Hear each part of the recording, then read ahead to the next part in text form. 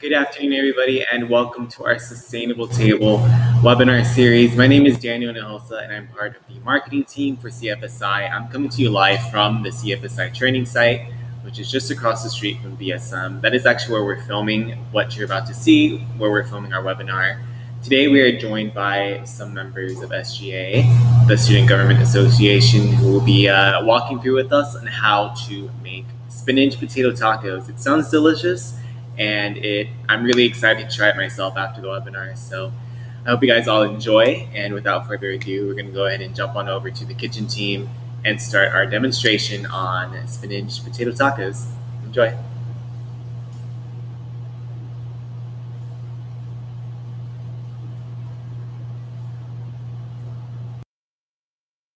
Senator for the College of Health Professions.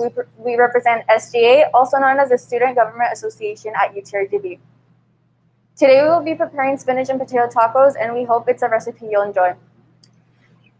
All right, so to start it off, we've already boiled the potatoes beforehand, and we diced them up before putting them into the water.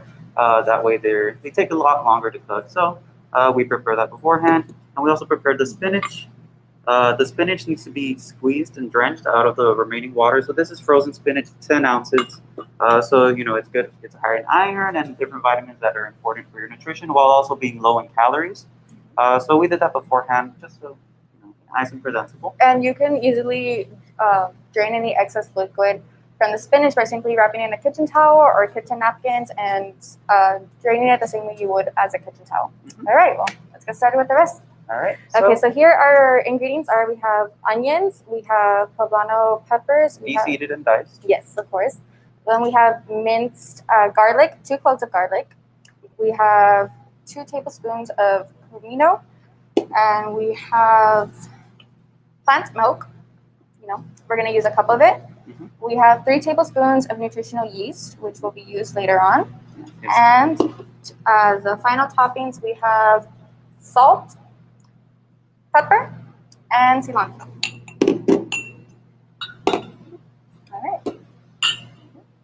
All right, so now we're going to go ahead and get started on cooking the veggies. You want to take that? Yeah. Alrighty.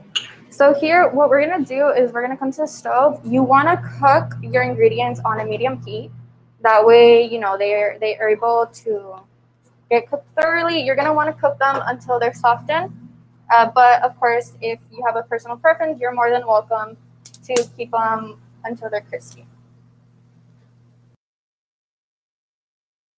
Want to answer that question? Okay, so the SGA represents the student body. So you have some senators for each of the respective colleges that you guys voted for, or they can be appointed if we apply after the election process. And there's, of course, the executive committee, which is the president, the vice president. They're very lovely people. And, of course, there's also a judicial branch, which is growing. So as part of the SGA, what we're trying to do now as UTRGV, although, it's already been 5 years since it started, it's still a fairly new campus. We're trying to help integrate both sides of the water. Thank you. So you don't need oil for this recipe, which I think is something great. Instead, all you need is 1 or 2 tablespoons of water to make sure that your veggies don't stick to the pan. So it's really nice to know that you don't necessarily need oil for it to cook. Yeah. And also as part of SBA, of course, students can come with any concerns that they may have to either the respective senator or anyone really. So if you guys have any ideas of something you would like to see changed, you can help propose legislative documents to your senator to see if that change happens. Not to mention, we have Senate meetings every 2 weeks. We started a few weeks ago. Mm-hmm. We hold them every Tuesday at 6 p.m. from 6 to 8 p.m. And we also have a section in our Senate meetings where students are more than welcome to come. It's called Petition of the Students, where they can voice any of their concerns or any project that they want to present to UTRGV. Which I think is something great and fantastic to know that the students have the right to come and voice their concerns at any time. Of course, they can also reach out to their respective senators, and if they don't know who their senators are, they're more than welcome to reach out to any of us, and we can definitely point them in the right direction. So, you're going to want to continue cooking. If you want a time estimate, these take about, I want to say 7 to 8 minutes. give or take, until they're softened or until your personal preference. And well, Carlos, who taught you most of your cooking skills? Oh, okay. Well, I was actually very self-taught growing up. As many people of the Rio Grande Valley grew up poor, low-income households, so it was a lot of pizza, a lot of hot and spicy from McDonald's. So growing up, as I started to go into high school and college, I learned how to cook eggs for myself. So I started off there, and then I just grew my cooking skills from there as I wanted to eat more red meats, steaks, etc. And then you just learn online from like TikTok. And of course, famous chefs like Gordon Ramsay with their nice videos, and Cooking with Babish on YouTube. That's great. Learn basic skills online, I learned a bit from my mom, a bit from my dad, and a bit from both of my grandparents, which I think has been nice because you learn out about what they like to eat. What you start to develop your own taste for what you eat. And I personally find cooking is a way to keep in touch with your culture roots. It's always something great because you never know. Like my mom's tamales. Oh, tamales are always good. Alrighty. What has been your favorite SJ memory thus far? Thus far would probably have to be just meeting everyone because everyone gets along well. They're all really nice. So that's been wonderful to see, and also the department presentation. So learning the different things about the university, how it functions, I found it very interesting. So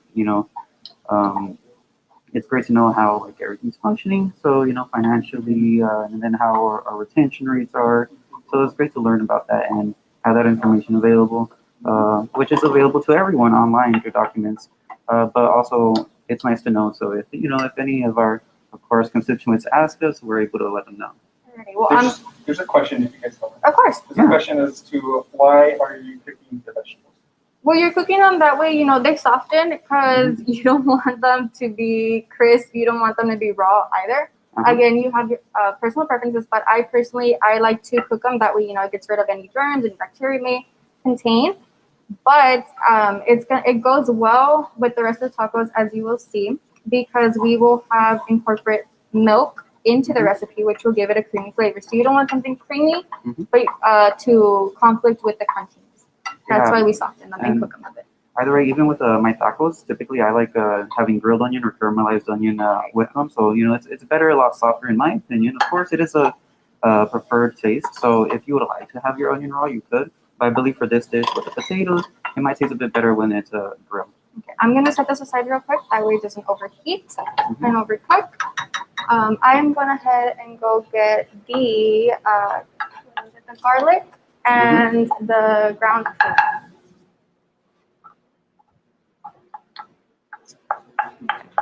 You wanna? Okay. This is the minced garlic. I will go ahead and be adding the ground cumin as well as the bacon. You're gonna want to make sure to get all of it, and remember it is 2 teaspoons of ground cumin. And 2 cloves of garlic. Yes. Minced garlic. You're gonna want to stir until it is fragrant. In other words, until it starts to smell good. And generally it takes about a minute. Yes. Not too long.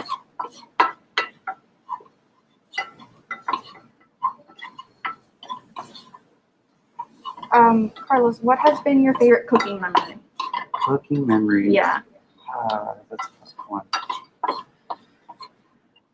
My favorite cooking memory has got to be whenever I'm experimenting with food. So, one time I was messing around and I was making this a wine sauce thing for a steak that I was making. And typically, when you start dieting, you're like, oh, I got to reduce my red meats, but you start to miss it. And they're also higher in iron, so you can't really cut them out. So that was my favorite memory so far that I can remember. But besides that, I would probably be making capirotada with my mom. Oh, that sounds nice. Yeah, Mexican bread pudding. It's delicious. I love the cheese in there. It's very sweet though, so in moderation. I'm gonna set this aside. I am going to go get the remaining ingredients. Next, you're going to want to add your pre-boiled potatoes, your spinach, and your milk, and the nutritional yeast. So I will start with the potatoes first. Let me bring them around. And here are the potatoes. Ooh. Okay, so here I'll be adding the potatoes.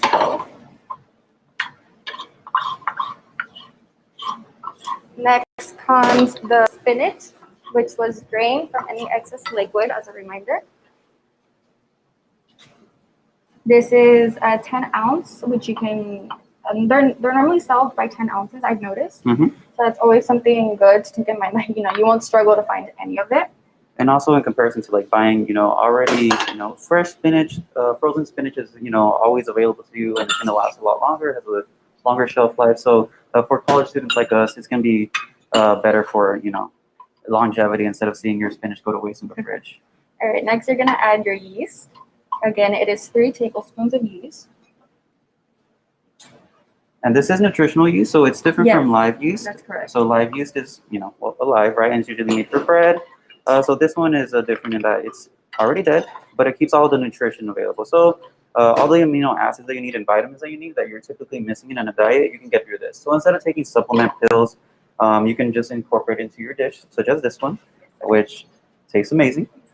Here I am adding half a cup of milk to each. In this case, if you're going to be making it at home, it would only be 1 cup of milk, of plant milk. You're more than welcome to use any type of milk you want. The one that we're using here, it is cashew milk. But at home, when I made it, I used the milk. It was Ripple milk, so I don't entirely remember which plant it was, but it was completely unsweetened, unflavored, and it was delicious. It really gives it that extra flavor to it. Yeah, so if you guys want to experiment with this dish, you can always try different plant milk. So, this one's almond milk. I mean, cashew milk. This one's you can always try almond milk. So you can try almond, banana, whatever is what you're liking. Your personal preference, of course. You're also more than welcome. I'm sorry, to add anything else that you want to this dish, as well as any salsas. If you like spicy food, you're more than welcome to add any type of salsa you want. Hot sauce or, fresh pepper, chile del monte, anything that you want. Yeah, and you could also, since the poblano peppers are de-seeded, you could probably make a salsa with the seeds. That way it's not going to waste. Hey, good thinking. I hadn't thought of that. Well, once this is all good and nice, warm to your liking, you're going to season with pepper and salt to your liking. Salt and pepper. All right. I'm going to leave you in charge of this. All I'm going right, to get to the tortillas. I personally don't like to add that much to it. That way everybody can season it to their liking after. You can just, put little bits. That way, like I said, because some people, they don't like that much salt. They don't like that much pepper. So you're more than welcome to only add a little bit, and then tell your guest or whoever you're serving that they can add more to their dish. That way it's not too salty, because I have been guilty at times of adding too much salt.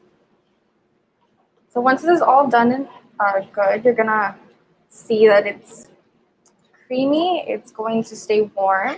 So if you haven't already done so, you can go ahead, do tortillas while this stays warm, because it's really compact and nice. If you haven't, you can also eat it with, I guess, tostadas if you like, but of course our dish is tacos. So we're going to be having tacos. For food safety, I am using gloves, but this dish, it serves approximately 12 people, so don't it's use 2 tacos for each person. I'm sorry, 6 people, 12 tacos in total. Alrighty. Once you, I know that's good. let me put it in the bowl real quick.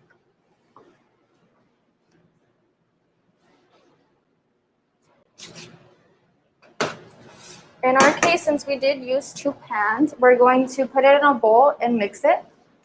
That way it is spread evenly throughout.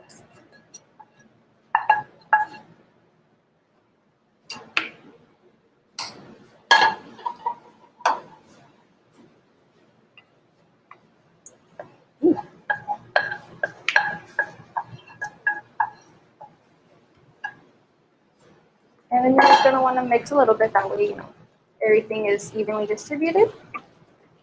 And after this is done, you're gonna go ahead and add it to the tortillas to your liking. And afterwards, once you put it in the tortillas, you're gonna go ahead and add cilantro to the taco. Of course, you don't have to. It is recommended. And you can either sprinkle it lightly or add a lot to it. Your personal preference.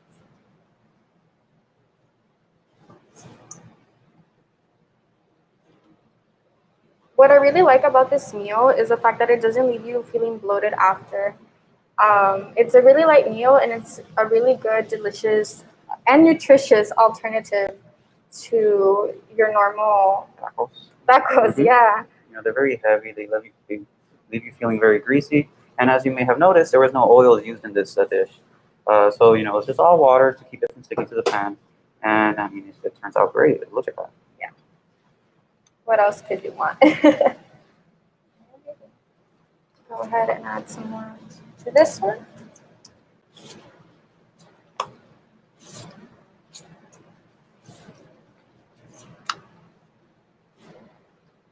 Again, don't be afraid to make this dish your own. It's always nice to experiment, as Carlos mentioned. And, well, that's it. If you would like, let's put it over here. Maybe I'll take this. You want to take the bowl? Yeah. Cilantro. So we're going to go ahead and put them here. Definitely something new. When I first tried them, I'm gonna be honest, I didn't think I was gonna like them since I've never tried any sort of veggie taco before. But you know, it's always good to try new things.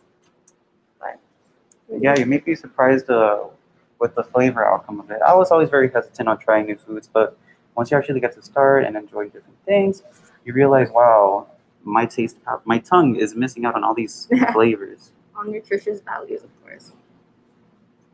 Have to. You add it to your liking?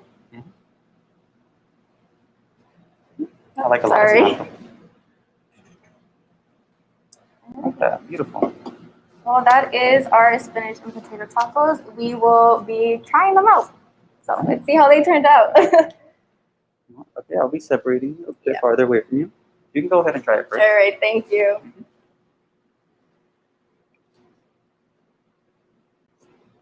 You know, they're really good. Nice. Excuse me. I've been looking forward to this for the past week.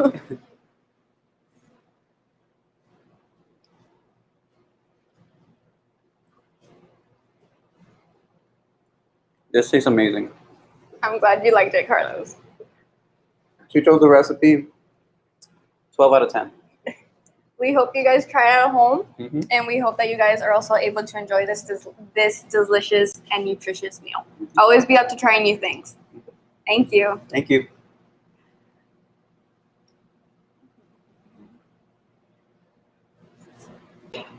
Joining us and showing us how to make some spinach potato tacos. Okay.